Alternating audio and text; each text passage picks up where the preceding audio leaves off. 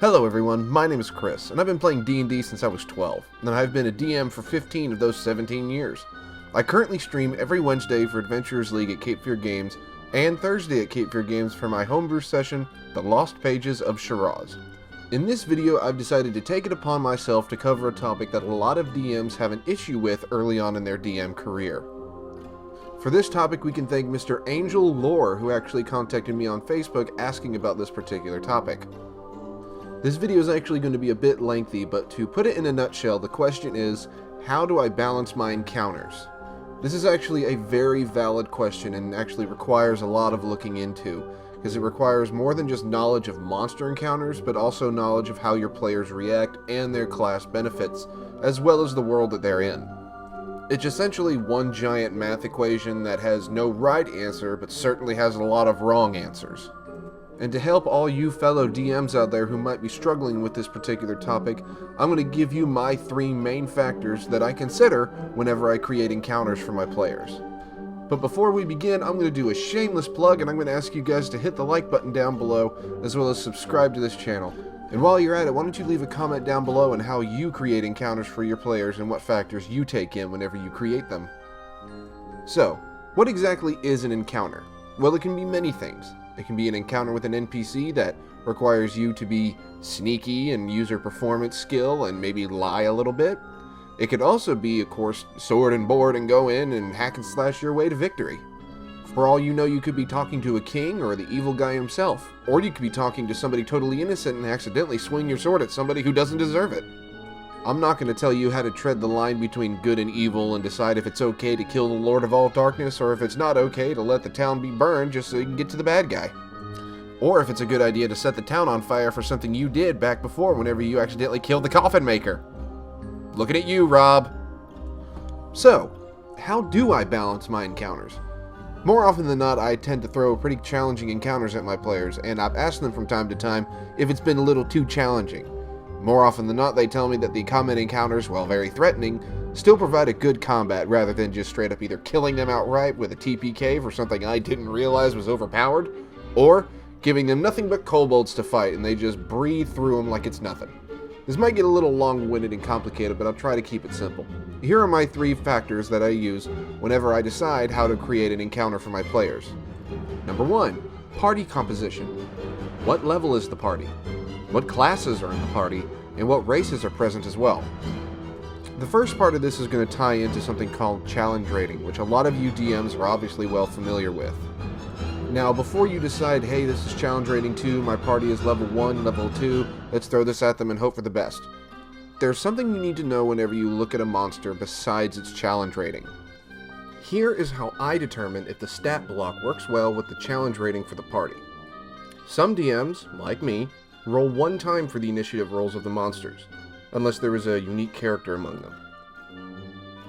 More often than not, this means that if I throw 6 kobolds at the party, and I roll a total of 13 for the kobolds, all kobolds strike at initiative 13. Now if there is 6 kobolds and a cult fanatic, I will roll separately, since the cult fanatic is such a different character with a different dexterity score. With that in mind, I take a look at their attack bonus and their damage output. Excluding critical hits, I do some quick guesswork and determine if the overall damage output can down the party early on. For instance, I always assume that 50% of the monsters will land a blow against the players. So, 3 of those 6 are likely to hit a majority of the players. You can bring up high AC all you want, but this is just guesswork that takes out all the concept of chance strictly for the purpose of challenge. Next, I assume that all of those attacks deal average damage. So that is a total of 12 damage overall. At level 1, that can down 1 player if all those attacks target that 1 player, which chances are they will not. So with that in mind, 6 kobolds against 4 level 1 players won't be likely to put out a high damage amount on the players. So, as a random encounter, or as a solitary encounter, this works fine. It is also worth noting the hit points of the monster. Kobolds have about 5 hit points if you use the average, which I do. With that said, most dedicated melee classes, like barbarians or fighters, can one-shot a kobold with their 1 attack. Most spellcasters have low-level spells that can achieve this as well. All things considered, a party of 4 adventurers can handle a squad of 6 kobolds. Keep in mind this doesn't consider things like critical hits or player class abilities. What about bosses or higher level characters? The process remains relatively the same. Most bosses won't be alone unless it is something like a dragon or a large beast with high hit points and high damage output. The only difference between boss monsters and regular encounters is that the boss is meant to challenge the players, and while it is often the boss's goal to kill the players, try not to overdo it. Yeah, Mind Flayers are awesome, but it is overkill for a party of 4 with all being level 5. Something like that has an average damage output as well as abilities that can make short work of the players either as a whole or one at a time. Now, I know this is a lot to consider, but as the players progress from level 1 and onwards, as a DM you should by now have gauged what the party can handle and how they decide to mold their characters as they gain levels. So as long as you consider the damage output of the monsters, how many of them there are, and what the party can take, you should be alright. Have fun with bosses though, but be reasonable. This ties into the next part of party composition. What classes are in the party? Say for instance you have a warlock, a wizard, a barbarian, and a rogue in your party. Now what does this party lack? It lacks a capable healer for one, and 2, it has 2 arcane classes in it. What this means is that an arcane enemy might prove to be somewhat useful going against 2 arcane classes. However, the other side of this is that the party can't take a whole lot of damage before needing to resort to healing potions or any kind of non-magical healing that they might have.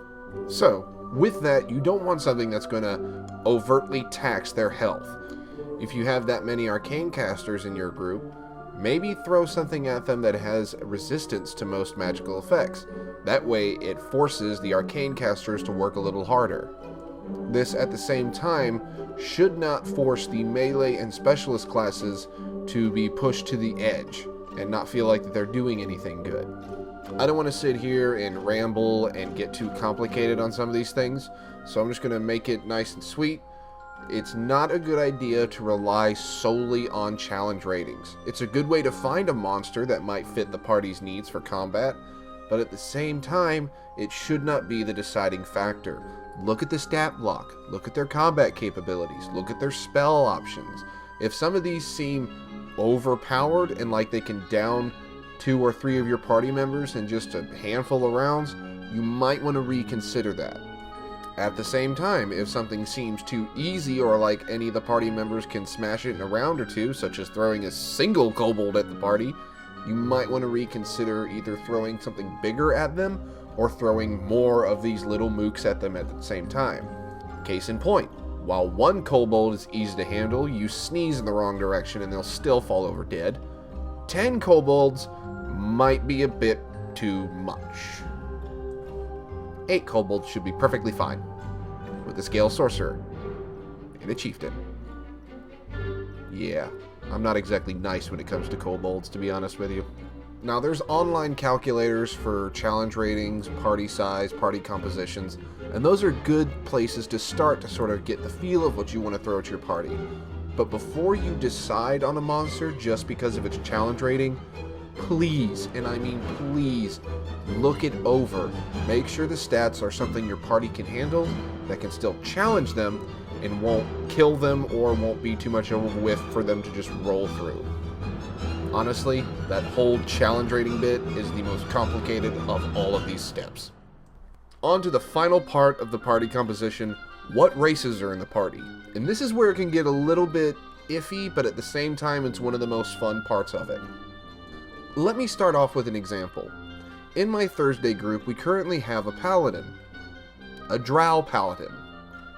A drow paladin of Corellon, the elven god. I know, saying that is equivalent to dividing by 0. But still, one of the best parts about her is her race. The drow itself is played by a guy, but it's a girl drow. We're just going to run with it. Now, with that being said, and that player being a drow, that creates a lot of party dynamic in terms of social interaction. What kind of people will just want to pick a fight with him because he's a drow? Are there any other drow following you? Are there driders nearby? What about mind flayers? Drugar? What about a tiefling? Or a half-orc? What monsters could possibly be hunting you down? What family members or relatives or demons or devils could be coming after you? What about an Aasimar? Those things constantly have the minions of Avernus chasing it down. What kind of races you have in your party really can determine what kind of monsters you throw at them.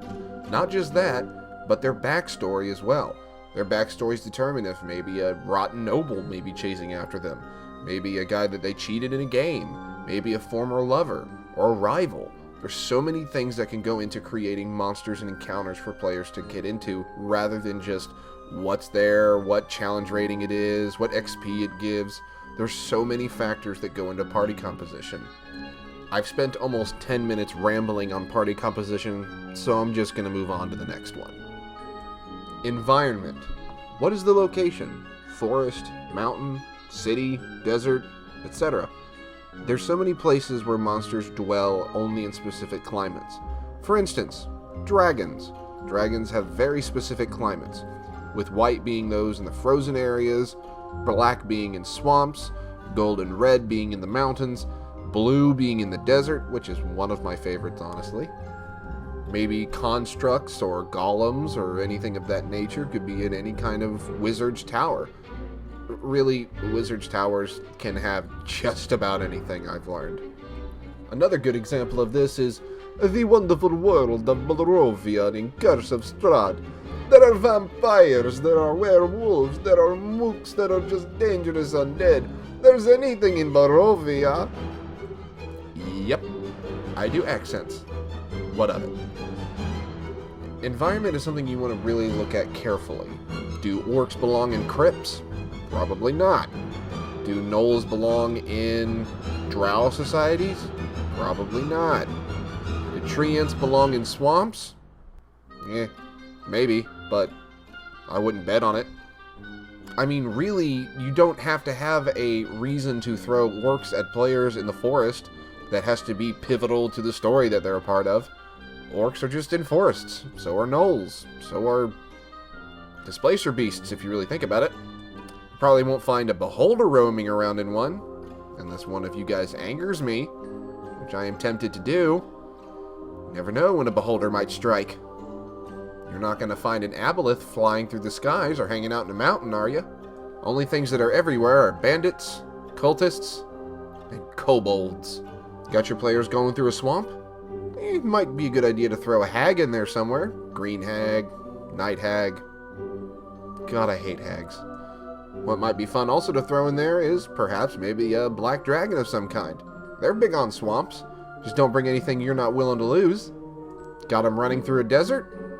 Mummies might be fun, but you might want to be careful about mummy rot and blue dragons. No, wait. Blue dragons can stay. They're the desert. Get shocked. Now on to the next tidbit. What plane does your game take place on? More often than not, most games take place on the material plane. It's kind of where we all start out. So anything from goblins to orcs to trolls to dragons to zombies, all those things can rest on the material plane. It just depends on where you're at in the world and what your world looks like. Every different plane of existence has its own regular denizens, which, to be dead honest, plane hopping as it is a very dangerous business and usually should be reserved for players who are at least 8th or 9th level, and even then, be careful where you throw them. You don't exactly want to be like, oh, you guys are level 1, level 2, here's the abyss, have fun. Try to be a little bit more reasonable than that. On to the next theme. Who is the BBEG? For those of you who are completely unaware with that term, that stands for Big Bad Evil Guy. Who is your bad guy? Is he a vampire like Strahd von Zarovich? Is he a beholder like Xanathar? Is he a mind flayer? Really no need for names there, because it's a mind flayer. Is your bad guy the king, who is secretly trying to kill the adventurers because he's making all the prices in the shop go down because of all the good things that they're doing for them, and he secretly wants them to be thrown in prison so he can be seen as the hero? Yeah. Happened before. Didn't like it. Is your bad guy a corrupt paladin who summons in demons? and you might want to take a look into some devils and demons and see which one works best. Is your bad guy a hobgoblin champion or a bugbear warrior? Well, if that's the case, load up on goblins, my friend. My point is, your bad guy can determine what kind of monsters your players face, at least on the main story. I highly encourage creating side quests, short little encounters that have nothing to do with the main story, just to keep things interesting. The next part, what is the goal of the campaign or the adventure? Are the players meant to stop the evil Dragon Lord from summoning in Tiamat? Are they meant to foil a Lich's plan and stop him from summoning his army of undead?